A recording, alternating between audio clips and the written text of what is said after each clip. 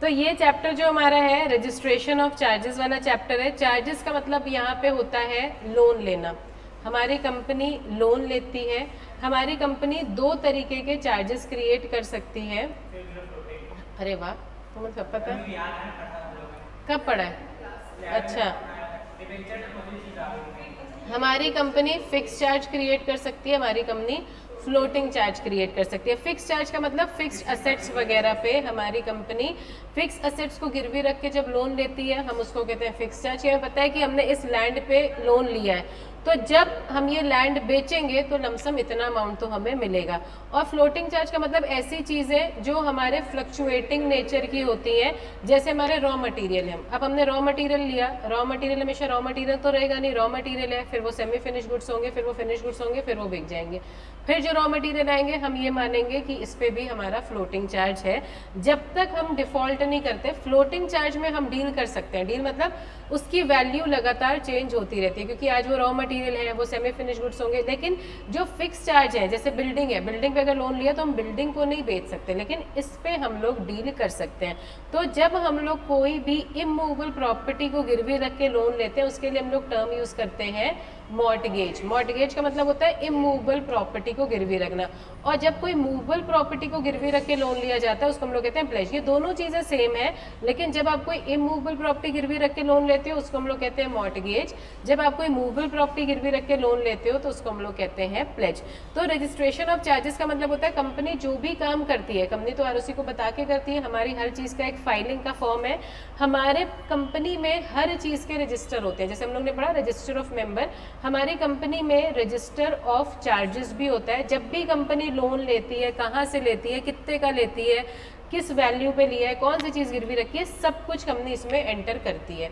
Plus हर चीज़ की filing हम लोग आरओसी को बताते हैं, और हर चीज़ हमारी एमसीए की वेबसाइट में हमें शो होती है, ताकि मान लो अब आपकी कंपनी अपनी ये प्रॉपर्टी बेचना चाहती है, हमने आपसे झूठ बोल दिया कि नहीं हमने इस प्रॉपर्टी पे लोन नहीं लिया हुआ, लेकिन आप एमसीए की साइट चेक करोगे, हमारे नाम के आगे आपको दिख जाएंगे कि हमने लोन लिया हुआ है कि नहीं लिया हुआ, ताकि कोई भी दूसरा बंदा उसके साथ कंपनी धोखा ना कर सके। क्योंकि जब हम लोग आरओसी के पास कोई फॉर्म फाइल करते हैं, वो फॉर्म्स पब्लिक डॉक्यूमेंट बन जाते हैं। पब्लिक डॉक्यूमेंट मतलब वो सारे फॉर्म एमसीए की साइट में अपलोडेड है। आप एमसीए की साइट खोलोगे, कंपनी का नाम डालोगे, तो कंपनी के नाम के आगे जो भी चार्जेस, हर चीज़ का अलग अलग सेक्शन आता है एमसीए की साइट में। चार्जेस वाले सेक्शन में अगर क्लिक करोगे तो कंपनी ने कभी भी कोई लोन लिया है उसके बारे में, भले ही वो सेटिस्फाई हो चुका है, तो सेटिस्फैक्शन का फॉर्म भी हम लोग फाइल करते हैं कि लोन हमारा कंप्लीट हो गया, अब ये प्रॉपर्टी फ्री है। वो सब कुछ आपको दिख जाएगा कि कब लोन लिया, कब सेटिस्फाई किया, फिर लोन लिया, फिर हुआ सेटिस्फाई नहीं। कि अगर हम भी उसी प्रॉपर्टी में कंपनी के साथ डील करें तो हम देख लें कि वो कंपनी फ्री फ्रॉम इनकम्ब्रांस है। इनकम्ब्रांस मतलब उस चीज़ में कोई लोन वगैरह तो नहीं लिया हुआ, ये सारी चीज़ें चेक करते हैं हम लोग। तो कभी भी हम लोग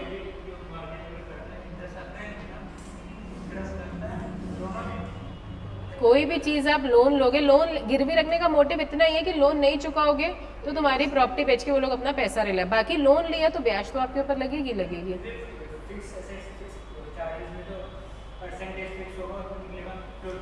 इसमें भी फिक्स्ड होता है। वो प्रॉपर्टी जो चीज़ आपने गिरवी रखी है आप उसमें डील कर रहे हो। लोन का अमाउंट तो आप पे कर ही रहे हो ना, इंटरेस्ट तो आप दे ही रहे हो ना।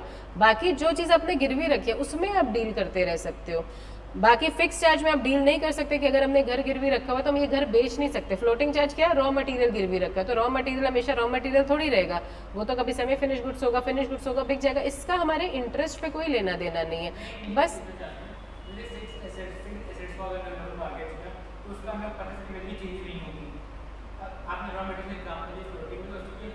वैल्यू चेंज होती रहती है।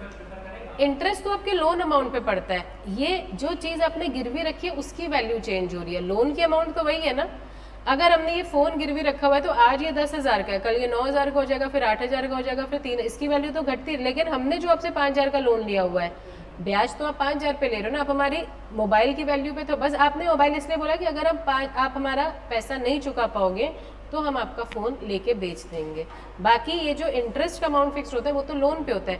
चीज़ गिरवी बस इसलिए रखी जाती है ताकि क्रेडिटर्स को प्रोटेक्शन रहे कि अगर तुम पैसा नहीं पे कर पाओगे तो हमारे पास कोई चीज़ है जो हम बेच के अपना पैसा रियलाइज कर सकते हैं। रिस्क तो रहता है, लेकिन यहाँ पे आपको जितने आपके दुकान में उनको दिख रहे हैं कि इतने रॉ मटेरियल हैं, इतना उनको अगर वो आपको लोन, वो भी तो देखते हैं ना कि महीने में कितनी मैन्युफैक्चरिंग होती है, उसी हिसाब से तो रॉ मटेरियल आता है, फिनिश गुड्स बनता है। वो कह रहे कोई भी ऐसी चीज़ जिसपे हम लोग ने मान लो अपने दुकान के सामान पे लोन लिया, ठीक है, ये फ्लोटिंग चार्ज है दुकान।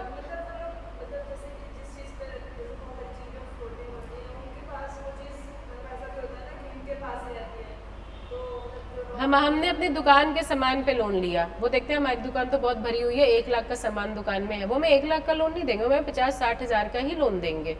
लेकिन अब वो दुकान में सामान पड़ा थोड़ी रहेगा, दुकान का सामान तो बिकेगा, फिर नया सामान आएगा। तो वो लोग ये अज्यूम करते हैं कि जितनी बार भी जो भी नया सामान भी आएगा, हम यही मानेंगे कि आपकी पूरी दुकान के सामान पे फ्लोटिंग चार्ज क्रिएट किया हुआ है, चाहे आप नया खरीदो पुराना बेचो, क्योंकि सामान पे लोन लिया हुआ है हमने, तो सामान एज इट इज पड़ा, थोड़ा सामान बिकेगा, फिर नया माल आएगा दुकान में, फिर वो बिकेगा, फिर नया माल आएगा, फिर तो जितनी बार भी हम सामान खरीदते हैं अपनी दुकान का स्टॉक जो हमारा है, ये हमारा स्टॉक इन ट्रेड पे होता है फ्लोटिंग चार्ज। तो जितना भी स्टॉक आया वो सारा का सारा हमने लोन लिया आज 2019 में, वो पूरा का पूरा स्टॉक बिक गया, तो 2020 में जो हमने स्टॉक मेंटेन किया हुआ, हम ये मानेंगे इस पे भी फ्लोटिंग। जब तक आप लोन रीपे नहीं करोगे तब तक आपकी शॉप में जितना भी स्टॉक आप बढ़ाओगे करोगे, सब पे हम यही मानेंगे कि फ्लोटिंग चार्ज। आप ये नहीं कह सकते कि 2019 वाला स्टॉक तो बिक गया।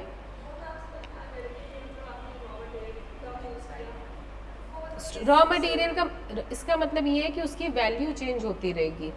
अगर हमने बोला कि इतना रॉ मटेरियल है तो वो हमेशा रॉ मटेरियल तो नहीं रहेगा ना, वो वर्क इन प्रोग्रेस होगा, वो फिनिश गुड्स होंगे, वो बिक जाएंगे, फिर कल को जो हम रॉ मटेरियल खरीदेंगे हम उस पर ही मानेंगे कि फ्लोटिंग चार्ज क्रिएट किया हुआ है।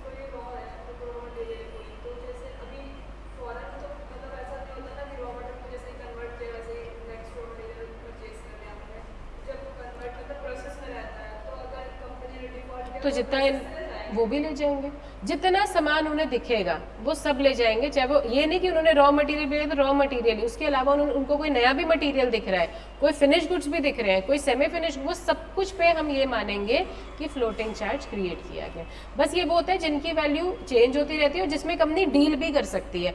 अगर हमने कार पे लोन लिया तो हम कार बेच नहीं सकते, लेकिन रॉ मटेरियल को हम फिनिश गुड्स में कन्वर्ट कर सकते हैं, फिनिश गुड्स को हम बेच भी सकते हैं, इसमें कंपनी लगातार डील करती है। अगर हमने एक गाड़ी पे लोन लिया है तो आप हमारी दूसरी गाड़ी अटैच नहीं करोगे, लेकिन यहाँ पे हमने 2019 में स्टॉक मेंटेन किया है, आप 2022 वाले स्टॉक को भी अपनी कस्टडी में ले सकते हो, क्योंकि वो 2019 वाला तो बिक गया होगा, आधा बचा होगा या आधा इन ट्रेड होगा।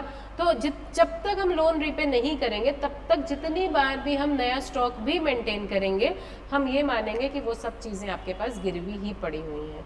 जितना भी सामान होगा भले उसमें लिखा है कि नहीं, वो सारी चीज़ें हम ये मानेंगे कि आपके पास, लेकिन यहाँ पे हम बताएंगे कि कौन सा पर्टिकुलर असेट है, उसके अलावा आप कोई जब्त नहीं कर सकते। यहाँ पे हर चीज़ आप जब्त कर, रॉ मटेरियल मतलब किसी भी तरीके का रॉ मटेरियल, फिनिश गुड्स, कुछ भी आप जब्त कर सकते हो। तो हम लोग चैप्टर स्टार्ट करते हैं। तो इस चैप्टर में हम लोग चार्ज का मतलब पढ़ेंगे। ड्यूटी टू रजिस्टर मतलब जब भी हम लोग लोन लेते हैं, चार्ज क्रिएट करते हैं, हमारी जिम्मेदारी है कि आरओसी को आप इसके बारे में विद इन 30 डेज बताओ। इस चैप्टर में आपको 4 फॉर्म्स पढ़ने हैं। आपकी बुक में लिखे हैं कि नहीं पता नहीं, लेकिन चार्जेस से रिलेटेड हम लोग ये 4 फॉर्म पढ़ते हैं। आप अपने चैप्टर में एग्जाम में लिख के ही आओगे। तो हम आरओसी को अप्लाई करते हैं, चार्ज क्रिएट हुआ, विद इन 30 डेज हम लोग आरओसी को कहते हैं कि हमारे चार्ज को रजिस्टर कर दो।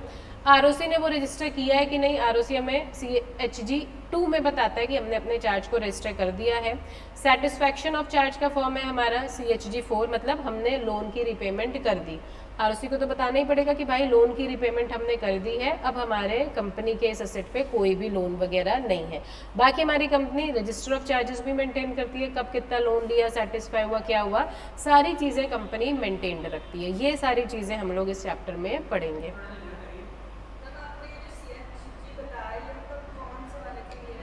वो जैसे ऐसे टॉपिक्स आएंगे वो हम बताएंगे। हमने अभी तो ये है कि ये 4 फॉर्म्स आपको इस चैप्टर के लिए पढ़ने हैं। CHG 1 का मतलब होता है आरओसी को हमने कॉपी दी कि हमने लोन लिया है, ये चीज़ गिरवी रखी। वो जैसे जैसे टॉपिक्स आएंगे वो हम बताते जाएंगे आपको। CHG 2 में आरओसी हमें certificate of registration of charge देता है कि हमने तुम्हारे चार्ज को रजिस्टर कर लिया है। जब हमारा लोन सेटिस्फाई हो जाता है, मतलब हम पूरी पेमेंट ब्याज समेत दे देते हैं और अपनी प्रॉपर्टी छुड़वा लेते हैं, हम CHG 4 फाइल करते हैं। अब बचा हमारा CHG 3। CHG 3 होता है हमारे मॉडिफिकेशन को रजिस्टर करवाने का, कि मान लो हमने टर्म एंड कंडीशन में कुछ मॉडिफाई किया।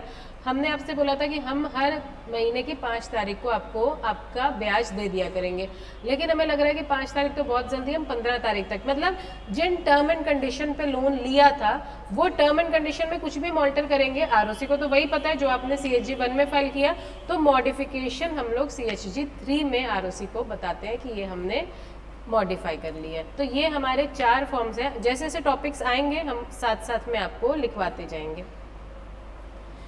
तो definition of charge, section 216 of the companies act define charge as an interest और लीन। लीन का मतलब जो भी चीज़ हमने गिरवी रखी है, क्रिएटेड ऑन द प्रॉपर्टी और असेट और एनी ऑफ इट्स अंडरटेकिंग और बोथ एज सिक्योरिटी। सिक्योरिटी मतलब गिरवी रख के लोन उठाना, आपने क्या चीज़ सिक्योर की है। And includes a mortgage. वो कह रहे हैं आप चाहे इमूवेबल प्रॉपर्टी गिरवी रखो, आप मूवेबल प्रॉपर्टी गिरवी रखो, आप कोई फ्लोटिंग नेचर के एसेट्स गिरवी रखो, किसी भी चीज़ में आपने लोन लिया है, चाहे वो बाय वे ऑफ मॉर्टगेज हो, चाहे वो बाय वे ऑफ प्लेज हो, हम यही मानते हैं कि आपने अपनी प्रॉपर्टी पे चार्ज क्रिएट करा है। तो हमें 4 चीज़ें मिली। चार्ज का मतलब इंटरेस्ट। अगर हम किसी चीज़ के ओनर हैं तो हमारे पास पूरा राइट है, हम उसको यूज़ भी कर सकते हैं, हम उसको गिरवी रख के उस पर लोन भी क्रिएट कर सकते हैं। हम अपनी किसी प्रॉपर्टी पे, असेट पे, चाहे वो असेट हमारे मूवेबल भी हो सकते हैं, इमूवेबल भी हो सकते हैं, किसी भी चीज़ पे हम लोन ले सकते हैं। और हम ये चीज़ गिरवी क्यों रखते हैं? ताकि हम आपको लोन रीपे करेंगे, और अगर हम आपको लोन रीपे नहीं करेंगे तो आप ये प्रॉपर्टी बेच के अपना पैसा रियलाइज़ कर सकते हो। चार्ज में प्लेज भी इंक्लूडेड होता है, और चार्ज में जब हम लोग अपनी कोई इमूवेबल प्रॉपर्टी गिरवी रखते हैं तो उसमें हमारा मॉर्टगेज भी इंक्लूडेड होता है। Whenever a company borrow money by way of loan, including term loan or working capital loan from financial institution or bank or any other person, by offering its property or asset as security, a charge is created on such property or asset in favor of the lender.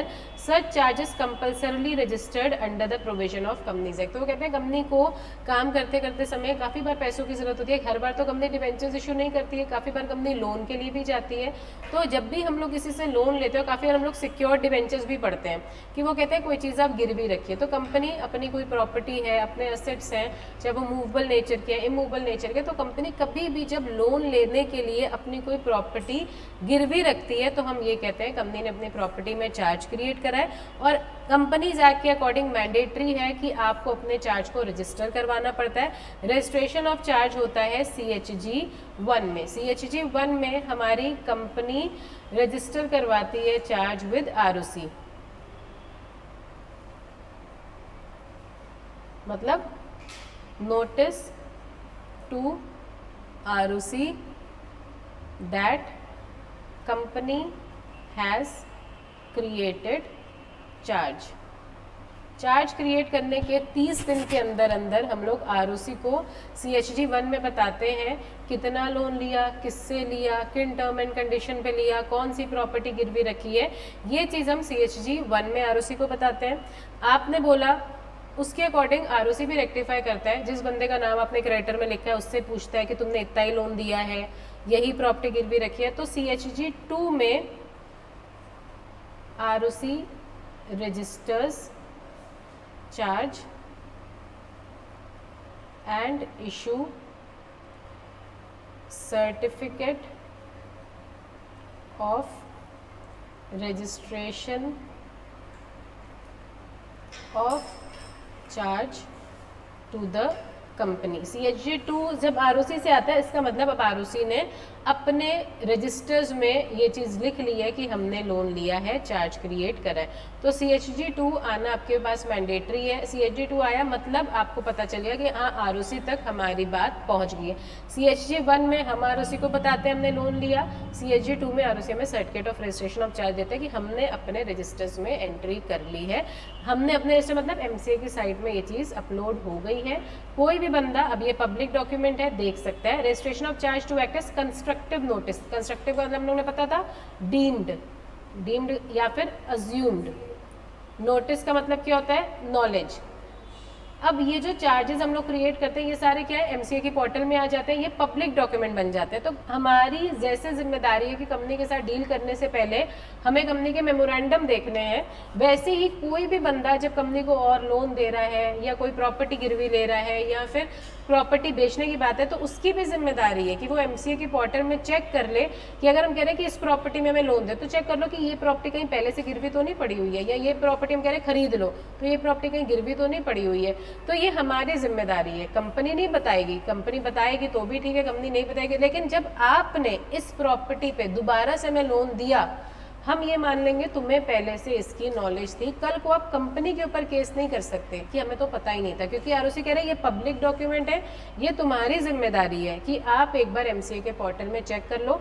जब आप उस property को खरीदने की बात करते हो या उस प्रॉपर्टी पे लोन लेने देने की बात करो, तो हम ये अज्यूम कर लेते हैं कि तुम्हें इस प्रॉपर्टी से रिलेटेड सब कुछ पता है, तुम्हें पता था कि ये प्रॉपर्टी पहले से गिरवी पड़ी है, फिर भी तुमने रजामंदी दिखाई प्रॉपर्टी खरीदने के लिए या लोन दे, तो बाद में कंपनी की लायबिलिटी नहीं है, ये तुम्हारी लायबिलिटी है, तुम्हें ये चीज़ चेक करनी चाहिए थी। तो एक बार चार्ज रजिस्टर हो गया आरओसी के पास, वो बन जाता है पब्लिक डॉक्यूमेंट। पब्लिक डॉक्यूमेंट मतलब वो चीज़ आ जाती है एमसीए की साइट में, वो अब आपकी जिम्मेदारी है कि कंपनी के साथ अगर आप किसी प्रॉपर्टी वगैरह से रिलेटेड डील कर रहे हो तो देख लो कि ये प्रॉपर्टी फ्री है फ्रॉम एनी चार्ज की नहीं है।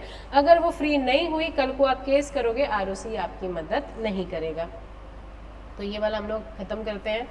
All charges registered with registrar or public document. एक बार आरओसी ने आपको सर्टिफिकेट दे दिया है सीएचजी 2 में, मतलब आरओसी ने वो चीज़ रजिस्टर कर ली मतलब एमसीए की साइट में चली गई। एमसीए की साइट सबके लिए ओपन है, आप उसको चेक कर सकते हो।